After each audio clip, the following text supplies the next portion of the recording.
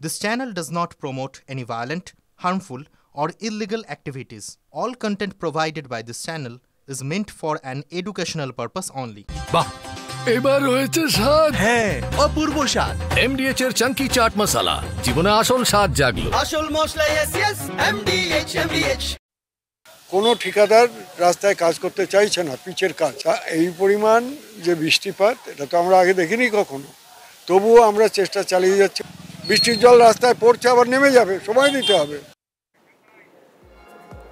অতিরিক্ত বৃষ্টির জের ভেঙে পড়ল বক্রেশ্বর সতীপীঠের নাট মন্দিরের অংশ। দুর্ঘটনার সময় মন্দিরের ভেতর কেউ না থাকায় বড়সড় ক্ষতি থেকে রক্ষা মিলেছে।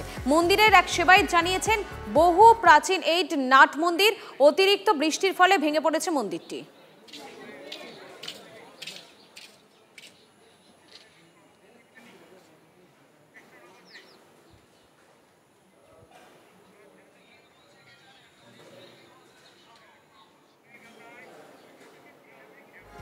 জল যন্ত্রণায় জেরবার ভুগছেন এলাকার মানুষ। এবারে ড্রেন পরিষ্কারের কাজে হাত লাগালেন খোদ তৃণমূল কাউন্সিলর। কৃষ্ণনগর পুরসভার 16 নম্বর ওয়ার্ডের ঘটনা।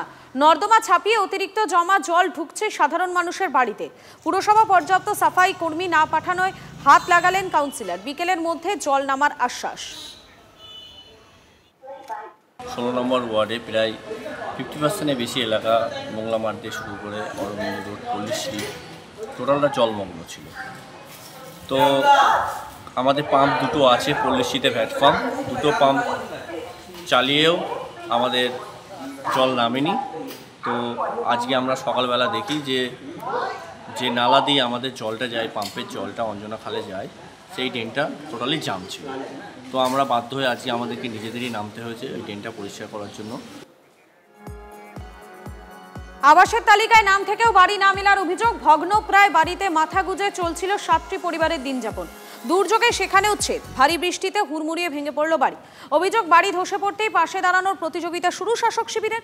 বাঁকুড়া ওন্দা ব্লকের আগরদা গ্রামের ঘটনা। মাথার উপর পাকা ছাদের স্বপ্ন দেখতে দেখতে 5 বছর পার। গতকাল দুর্যোগের পর বাড়ি ভাঙতেই ত্রাণ সামগ্রী তুলে দেওয়ার হিড়িক পড়ে গিয়েছে। একে অপরের ঘাড়ে দোষ চাপাচ্ছে বিজেপি এবং তৃণমূল। আশ্বাসী সার, আদৌ কি কোনোদিন মিলবে মাথার উপর পাকা ছাদ? প্রশ্ন ভুক্তভোগীদের। অনেক অসহায়।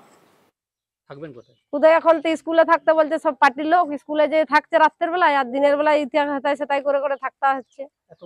এবারে সেটা বুঝতে পারি না, পুরনো বাড়ি তো অনেকদিন হয়ে গেল। আপনারা কি আঁচ পাননি যে ভেঙে পড়তে পারে? না, সেটা বুঝতে পারা যায়নি, হঠাৎ করে ভেঙে গেছে। হ্যাঁ, এদেরকে তৃণমূল কংগ্রেস দীর্ঘদিন ধরে বঞ্চিত করে রেখেছে এবং যে আবাস যোজনা লিস্ট, মনোমত লিস্ট, যারা হচ্ছে তৃণমূলের ঝান্ডা ধরে ঘুরে মিটিং মিছিল করে, তাদের সাথে তৃণমূল সহযোগিতা এবং ওদা ব্লকের যিনি ডেভেলপমেন্ট অফিসার বিডিও সাহেব, তিনি যৌথ উদ্যোগে মনোমত লোককে ঘর দিয়েছে। অরিজিনাল যারা প্রাপ্য লোক তাদের থেকে বঞ্চিত করে রেখেছে।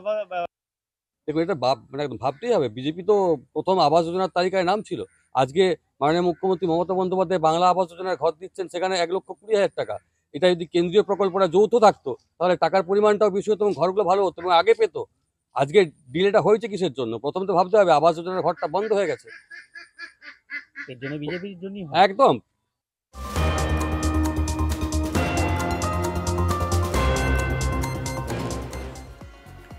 প্রবল বৃষ্টিতে দুর্যোগ জম্মুতে। ধসে যাওয়ার মুখে আস্ত একটা সেতু বসতেই বন্ধ জম্মু পাঠানকোট হাইওয়ে।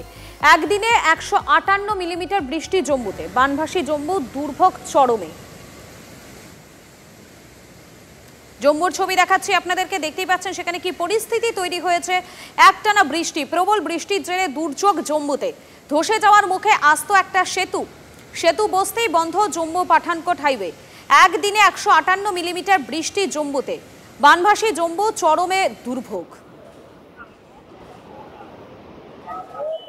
যদি MDH কিচেন কিং কিচেনে থাকি তো আমরা যা ইচ্ছে তৈরি করতে পারি। বেগুনের ভর্তা, আলু কপি, ভিন্ডি মশলা, আরো অনেক কিছু।